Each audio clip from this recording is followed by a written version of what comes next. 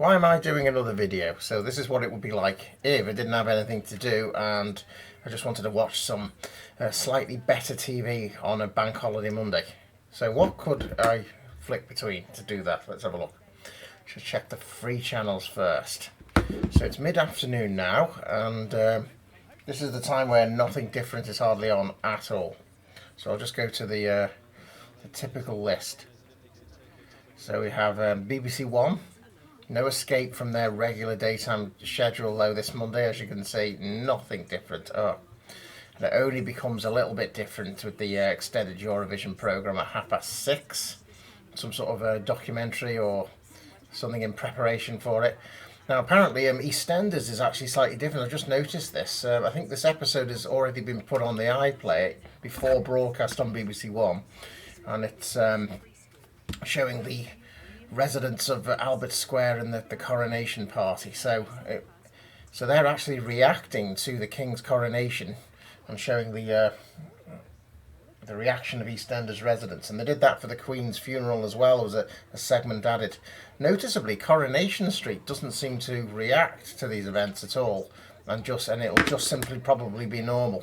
That one later on with maybe no reference to the coronation, or it being the coronation weekend. We know that soaps are usually filmed months in advance, so anything they do insert has to be planned for dates they know are coming up if they want characters to react to it. So actually, yeah, that's not quite a normal episode of EastEnders, is all I'm trying to say. Even though the rest of the schedule is fairly normal for a Monday as well. The MasterChef on is normal, but the Eurovision stuff that is on is actually slightly different things because of it being a bank holiday. And then it goes into a really standard Monday night there, Super League show, which is on in North regions. You can see that there's different programmes on BBC One Wales underneath it. And most of the other regions of BBC One have this Have I Got News For You repeat there. And it goes into, but that's probably a BBC Three programme, Glow Up, Britain's Next Makeup Star. And then it goes into the really early close down of BBC One at midnight. And I noticed that a lot of channels in other countries, like Das Erste in Germany, for example, don't close the main channel down just after midnight and simulcast with the news channel. So that again is just too boring for me. I really think it should be better than BBC One finishing just after midnight. They used to often show a late film every night rather than just a weekend, so that was something they could have on. There's obviously some reason why they don't do that now. Maybe it's just literally the budget. Because more and more people aren't paying the licence fee actually, so it must be starting to affect what we actually see on the BBC possibly. So you've got this BBC Two here. It's got these badminton horse trials that aren't on a normal weekday, I don't think. So tomorrow it's these programmes. You can see that that's the rest of the week. So I can hardly count this as a bank holiday treat though, but it is a slightly a variation. Later in the evening it does get a little bit better because they're showing the film 1917 coming out of the usual University Challenge. And this Blue Planet special seems to be a feature-length special, so I guess you can count that as a bank holiday variation as well. Blue Planet 2, bloody hell. And then it goes into, you can see by comparison, these are the normal evening programmes that are on, and you can see that they're not on tonight.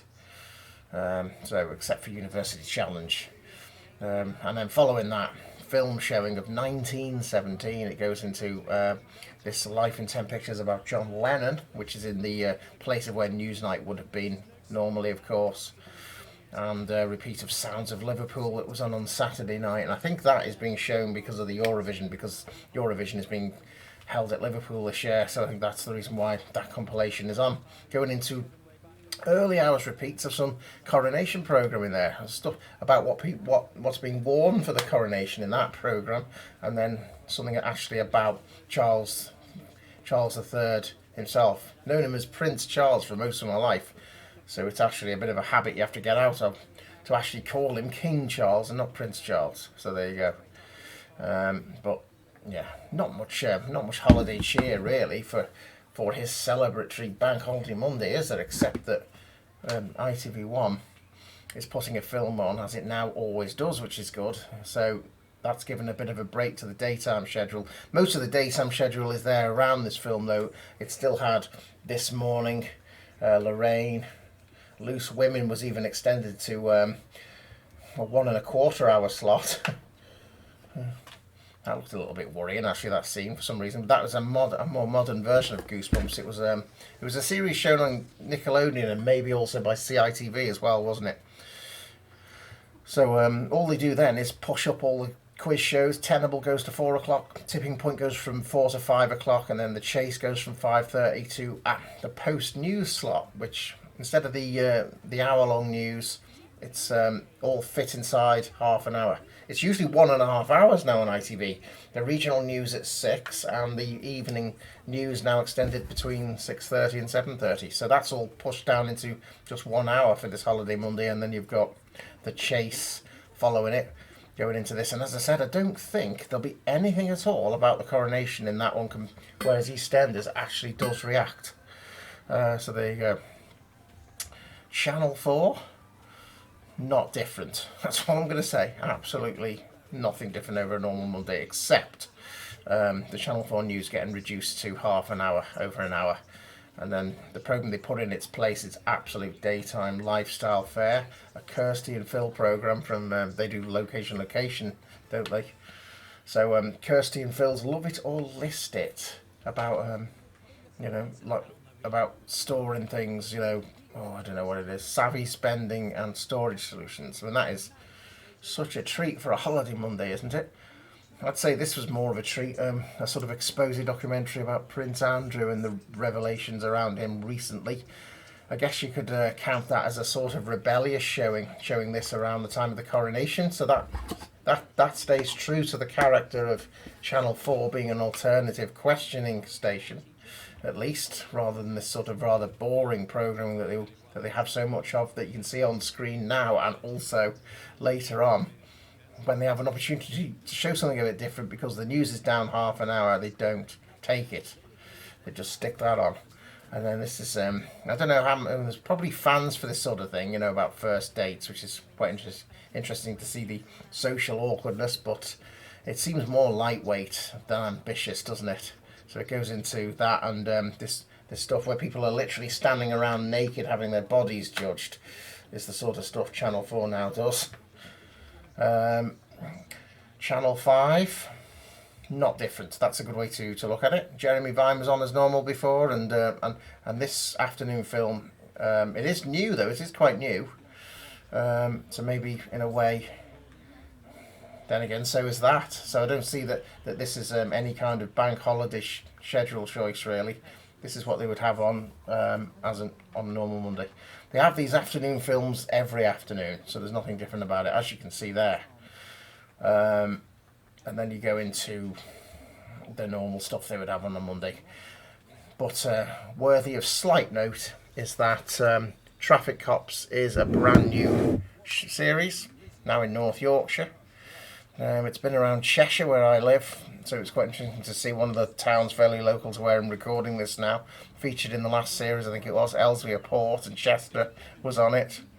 And then you've got Motorway Cops there. And that's in Cheshire, actually, because that's the M6 around Warrington that they're doing. So, yeah, that's about the most remarkable thing about Channel 5 today, isn't it?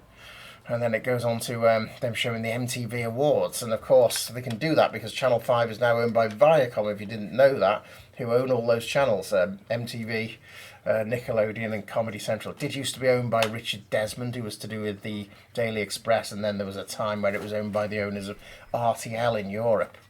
And so you're really seeing evidence of who owns it there now, aren't you, with that being shown.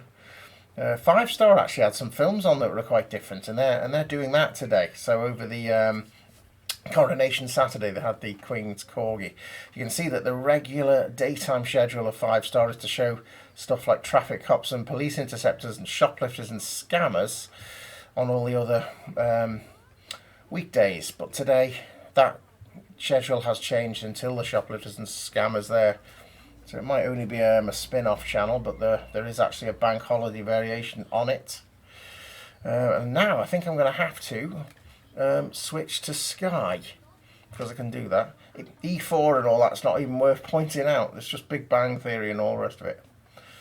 So I'm going to switch to Sky, because this isn't a Skybox, to see what if there's anything on there that's any decent. So now I wouldn't really be watching anything personally, I have to say. And I guess if there's not enough ratings for the afternoon film on ITV, it might even disappear. Just have to take a brief pause to see if it's still recording. Yes, it is. Because sometimes when you switch sources, it kind of messes the picture up. Whatever the technical explanation for what it does, like it causes all sorts of wrong colours and things, and then it doesn't actually show the channel I'm trying to show, basically, properly. So Sky, we've got the movies package here as well, and not that it's really worth that much. So the biggest variation has to be on what was Sky One, I think. Sky Showcase. It's a completely different schedule today, full of Simpsons in the morning. It's simply showing the football stuff live. So I'm surprised there's none of that on the BBC, because I know that although they don't get the rights to live football, do they really? They usually do have a sort of final score type programming. So I would have thought that might have been on at least. If all these fixtures are on, I thought the BBC would have done that on BBC One anyway, but they haven't. So this isn't a bank holiday schedule full of stuff like, I don't know, Terry Pratchett adaptations and some of the things that they sometimes show that are slightly different. The Secret Garden was another one. This is just football stuff nearly all the way through. But they've done away with the usual Simpsons in the early evening that's usually there, and after a documentary about football following this, they've got the greatest films of the noughties, presumably some sort of Sky Movies show, leading into a showing of Spider-Man, the film from 2002, and then another film after that. So I can compare that against what's going on Tuesday by pressing the plus 24 hours, and you'll find that these are the daytime stuff that's usually on every weekday, and it's not there today. So that is a bank holiday schedule. You'd have to be into football to enjoy it, though. It does mean that you don't need the sports channels, because this, let's say, subscription. So on that is an actual footy game, but if you go to sports news, it'll be the same thing that you can now watch with the lower package. Oh no, you do get that without the Sky Sports package, don't you? Of course, the news channel. You can now see on there. So it's just that. Sky Max is showing a block of programs though, and this is like it's hard to know which is actually replaced Sky One. I think some people actually say that it was replaced with Sky Max, not Showcase, and the reason they say that is that I think it's literally taken over the same transponder or the space on satellite. Sky One changed to Max, but really Sky Showcase was put on 106, and it kind of acts as Sky's flagship channel in the way that Sky One did. So I count Sky Showcase as being the replacement of Sky One, not Sky Max, for that reason.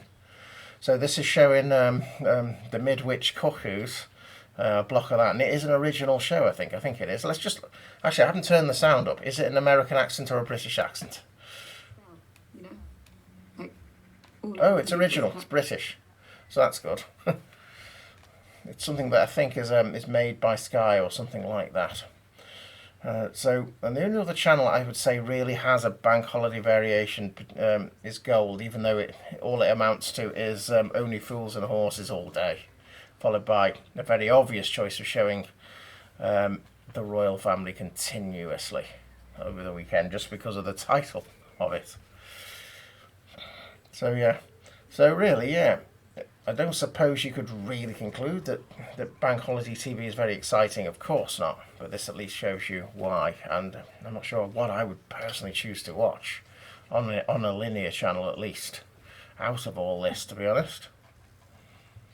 So you've got Dave has actually got a slight variation showing this Red Bull soapbox race. That isn't normally on, so that's another bank holiday variation. So to compare that with Dave tomorrow and Wednesday is that Top Gear's on, but but there's something else on there. These are the shows that they've got on late afternoon going into tea time there, and not this Red Bull soapbox race thing.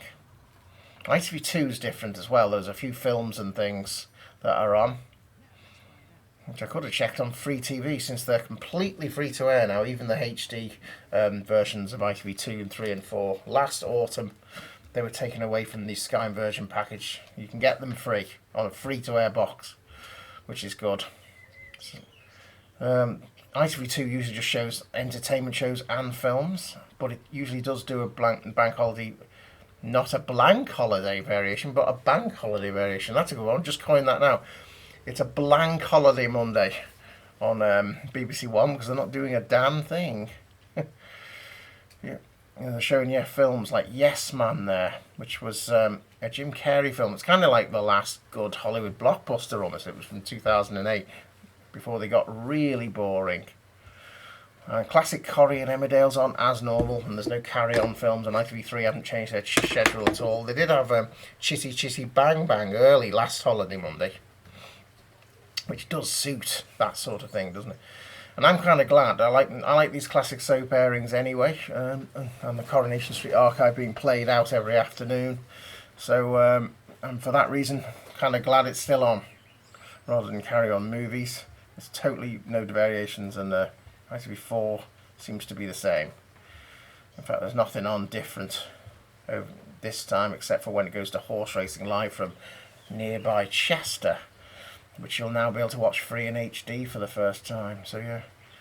So do you reckon bank holiday scheduling should change? Because a lot of people seem to be apathetic on forums like DS and so on about most people work and that, or don't even recognise it. But it kind of negates it being a sort of celebratory day and a feeling of it being a bit more special, and just to show the same old normal crap that BBC One seems to love also showing at weekends now, rather than a sort of what I would sort of dub a more family sort of friendly schedule.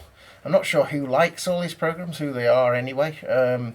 Yeah, because it seems quite middle class about property and antiques and things. I don't know whether that's mostly popular with an older generation, and why that can't just get a little bit less aired on a bank holiday Monday, even just one or two things put on. Because, for example, yesterday they did have the Jungle Book live action film followed by a Wallace and Gromit episode. Why at least two different choices like that couldn't go on, like an animation, like The Boy, the Mole, Fox and the Horse or something they've shown recently. Something of that sort couldn't just be on as well. I don't know why it couldn't. I think ITV obviously think it's important enough to actually put one film on at least. No, ITV1 used to be just the same through the tens. A lot of the tens, they'd stop showing anything different whatsoever as well on holiday Mondays, and then they've actually brought this back. So really, is it part of a thing also against the TV license in a way, like that they can't even put on something different for Bank Holiday Monday as well? And yet Sky can, so it's strange. Sky obviously decided to do it when they could decide not to. So, and especially as this today is, I think there's going to actually be 3 bank holidays. There's going to be 3 bank holidays, and it's not really being celebrated very much by the telly.